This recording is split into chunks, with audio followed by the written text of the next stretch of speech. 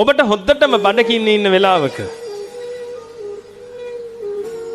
අම්මා ඉන්දියාප්ප හදලා ගෙදර කොච්චර බඩකිනිද කිව්වොත් ඔබ ඉන්දියාප්ප 30ක් විතර බෙදා ගන්නවා පිඟානට. තාත්තා පොල්ලකුත් තරම් ලං වෙනවා. ඔබ පළවෙනි ඉන්දියාප්පේ කන්න කොච්චර වෙලාවක් යයිද? අධික බඩකින්න ගෙදර ආවේ.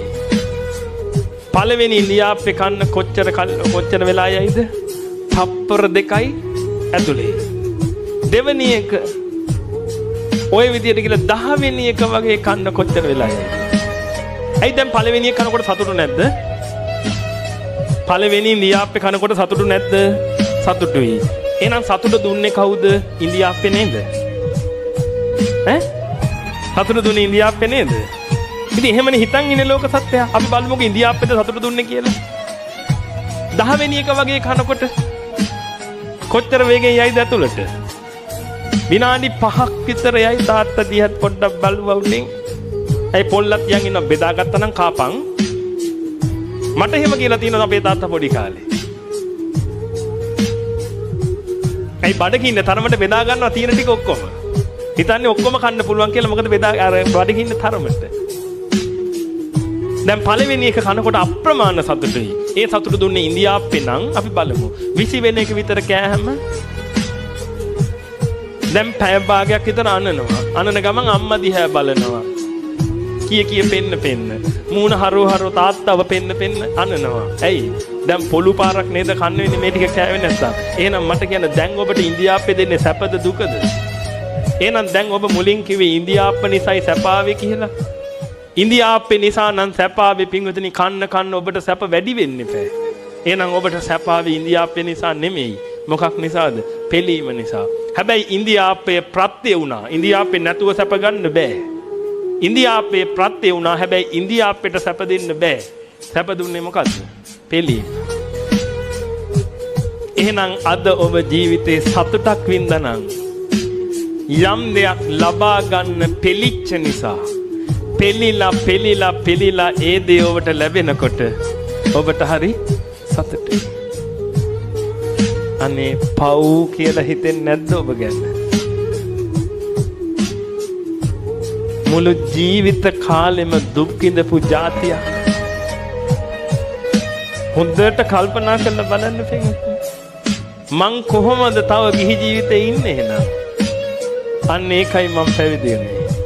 මේ කුණු જાතියෙන් නිදහස් වෙන්න. මේ කුණු જાතියෙන් නිදහස් වෙලා යන්න. මමත් ඔය ජීවිතේ ගත කරපු වාරයක් නෑර ඔය ගින්න තමයි කාලා තියෙන්නේ. පස්සේ තමයි දැනගත්තේ තේරුනේ. හැබැයි මම නම් ඒ තේරුණාට පස්සේ එක මොහොතක්වත් ඔය ගොන් වැඩේ කළේ නෑ. මොකද මම සතුට හොයන්න නම් ඔය ඔක්කොම කළේ. සතුට නෙමේ ගින්නක් මේකෙන් එන්නේ කියලා දැනගත්තට පස්සේ තවත් ඒක පස්සේ යන නාම්බෙක් නෙමේ මං. ඒක නිසා තමයි පින්වතුනි මොනවා තිබුණා මිනිහෙක් ඉංගලන්තේ යන්න කොච්චර නම් දත කන මේ කතා කරපු හාමුදුරුවෝ එංගලන්තේ අවුරුදු 14ක් එංගලන්තේ පුරවැසියෝ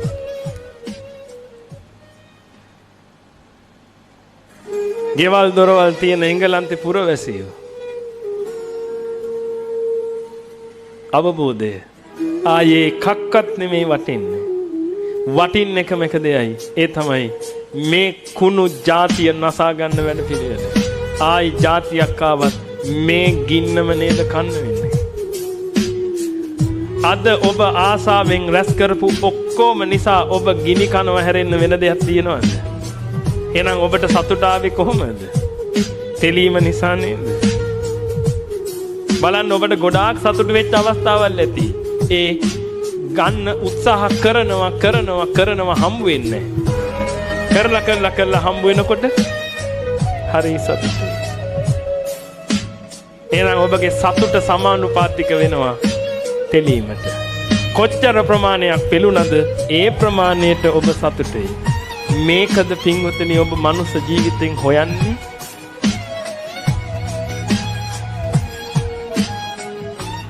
ඔබට මොකද්ද මේ වෙලා තියෙන්නේ? දැන් ඔබට පේනවද ඔබ අසත්පුරුෂ ඇතුරක් ඔබට කරපු හරිය? අවුරුදු 50ක් ඉවරයි මේ ජීවිතේ. මං ඒකයි කිව්වේ ඔබ හරි වාසනාවන්තයි. මොකද ඔබ තාම මලේ නැති නිසා. ඔබ මලා නම් මේ ටිකවත් අහගන්න වෙන්නේ නැහැ ඔබට. ඔබ මලා නම් මහා විනාශයක් ඔබට සිද්ධ වෙන්නේ. මේ කියපු ඒවා පින්වතුනි එකින් එක හොඳට තේරුම් අරන් බලන්න. ගොනාට ඇඳ දවසේ ඉඳලා ඔබට වෙච්ච අපරාධය.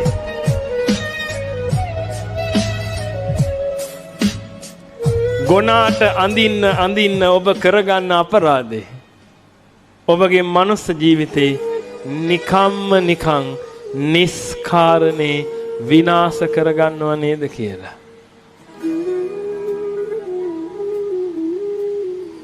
නිදහස් වෙන්න මග තමයි මම ඔබට පෙන්වන්නේ.